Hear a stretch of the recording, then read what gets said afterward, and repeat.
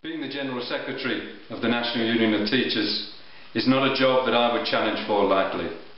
To take the responsibility to lead over 300,000 teachers into the unprecedented battles that we have ahead of us is something that I will do because I've been asked to make that challenge, and I think a challenge needs to be made. Because putting this General Secretary election aside for one moment, whoever wins our general election, we know that we are still going to face a challenge. As Tristram Hunt's comments about teacher licensing has shown, whoever wins the next election, we will face the same kind of attacks. Of politicians who want to blame teachers for their own errors. Of politicians that share an agenda to privatise services, to marketise our schools through league tables, to cut our pupils' opportunities and to mess around with the curriculum, and to lower the costs through attacking our pay and pensions and conditions, and to try to break the trade unions that stand in the way of their attacks. And so we have nobody else to rely on apart from our own strength and the support of the communities in which we work. And yet we can be strong. When we take action, we can have a real effect. And we can also get support. When we take action, people do support teachers as long as we go out and explain why we are standing to defend not just teachers, but to defend education. And that's something that we need to do a lot better, with a lot clearer and snappier materials. But above all, what we've got to stop doing is hesitating. Is taking action and then not taking further action for months afterwards, confusing both the public and our members above all. We've got to make sure that we're standing strong and that we're standing to win. I'm standing in this election precisely to make sure that that happens. Because I'm afraid we said to all our members, we set an ultimatum that we would take action by February the 13th, and we haven't. Before that we said we'd take action in November, and we didn't. We said that we'd won talks from Michael Gove, and we haven't. No talks have taken place, no progress has been made. And so we have to return to national strike action. And I'm glad finally that that is what the National Executive have agreed to do. And we must take that strike action at the end of March, and we must build it as strongly as we can. But some will therefore say, well, we've got the action, Martin. Therefore we're all agreeing, and therefore there should be no challenge. I would say far from it. First of all, I think the very fact that we've got that action is partly because of the challenge that I'm making. That the nominations and the support that I've already received is focusing minds. And I think with a few more nominations, that will focus more minds and to make sure that we get the action that we require. But also, what have we won? At the moment, we have won nothing on pay and pensions and conditions, or very, very little indeed. And all we have got is a further one-day strike at the very end of term, and then nothing else in the calendar. That isn't good enough. What I'm after is making sure that this isn't a strike, just to let off a bit of steam, and then we carry on hesitating as before, but that we have a strike which is intended to win. And again, when others tell me that we should unite, I have to remind people that it is my opponents that are refusing to unite. They're the ones that are standing against me, not just in the General Secretary election, but in the National Executive election taking place in London, to try and remove my voice from the Executive. And I think that says everything, that I am a voice which asks the awkward questions, which makes clear the anger of teachers. And therefore I would say to everybody in Inner London, if you're an NUT member, first of all, vote for me in that Executive election in March, and then to everybody, please support me in the nominations and in the election to be General Secretary in June. Because we need to make a stand. We have to knock back Gove's attacks, because things are desperate in schools.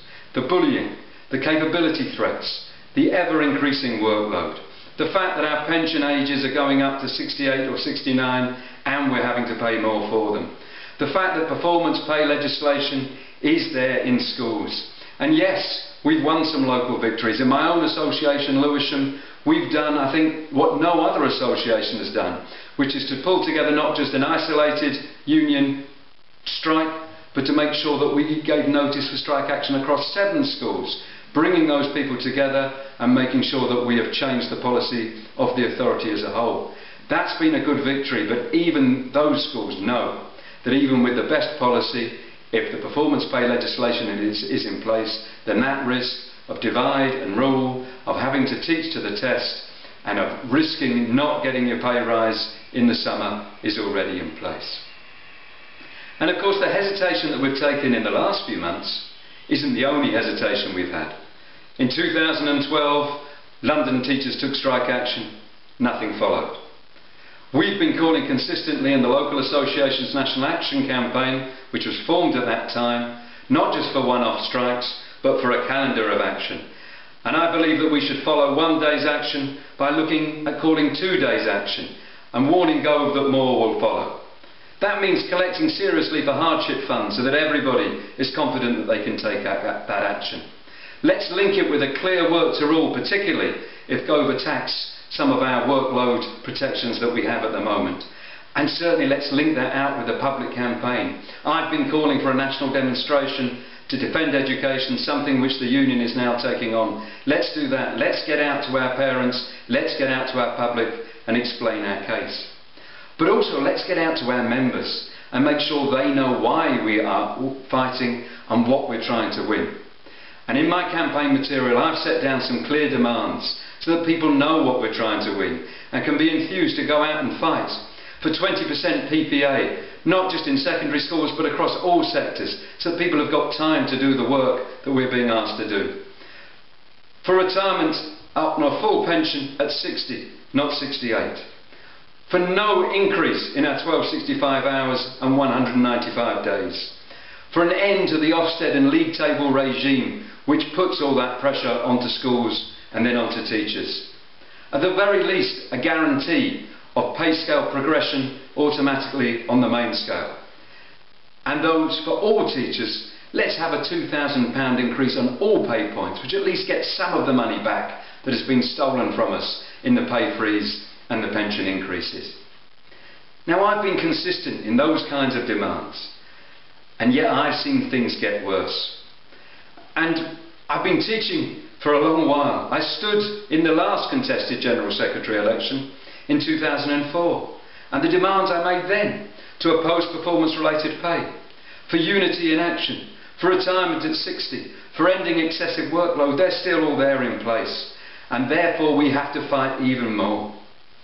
Now, in making that stand and in making those criticisms, am I saying that the present General Secretary is largely to blame? No, far from it. The people who are to blame, first and foremost, are the politicians who are driving through these attacks. There are also some of the others in the trade union movement who didn't stand firm, particularly on pensions. And now I'm afraid it's looking like the NSUWT are also not prepared to stand firm with us in fighting the present attacks. But what I would say is that we could all see that coming. We knew that those unions were not going to stand firm, and it was our role, and it is our role as the NUT to make a lead and to call on others to follow. And to go out and work with those unions who are serious and to coordinate joint strike action with those who are willing. And to our NSUWT colleagues, we must make an appeal so that our campaign for professional unity is not something that just takes place at conferences and at talks at the top of unions, but above all is at the bottom, in the staff room, talking to our colleagues and saying we should be all out together, and let's hope that that can happen. So I'm standing this in election to make those points, and in the national executive election too, because we need that debate in the union. And in order for me to have that debate, I need nominations to stand in the General Secretary election. But I'm not just standing to have a debate. I'm standing because I believe that that debate should conclude, that we need more drive, that we need a clearer direction, and therefore that's why I'm not just asking for nominations, but for support and votes in this election. I am someone who has consistently campaigned in our communities and in our schools. I've built reps. I've built the membership of my local association from under 1,000 to over 2,000 members as I've been NUT Secretary. I've given members confidence to act, as we have done in the Lewisham pay policy dispute.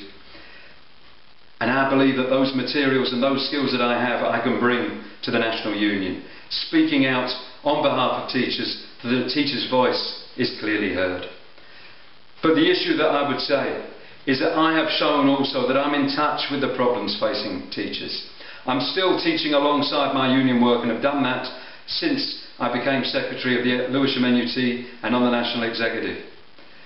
I'm also going to retain the pledge that I made when I last stood in 2004 to be a teacher's leader on a teacher's salary and continue to get paid the present UPS 3 salary that I have at the moment, and to give other money forward to campaigns to support trade unions and teachers in struggle, because I think again that shows that you're there, in touch with the union and its members. Because we are at an absolutely critical juncture.